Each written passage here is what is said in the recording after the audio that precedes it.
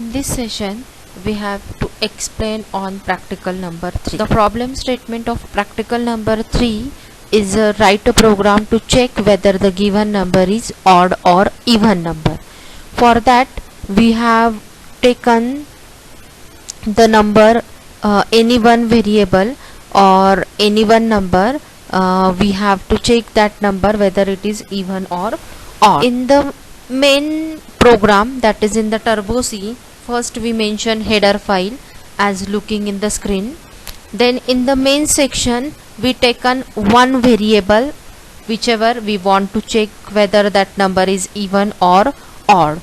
For the logic behind even or odd, if any number is mod 2 and remainder of that number is 0, then that number is even. So here we use this logic. In the first we taken number as an integer type, then we read that number by using scanf statement. Here we use if else loop. In the if loop we write the logic as number mod 2 equal 0.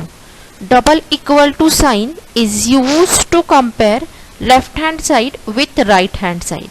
If both sides are equal, then the given number is even. If both side, that is left hand and right hand side is not equal, then control will transfer to the else part. That means if true part occurs, then control will transfer to the if.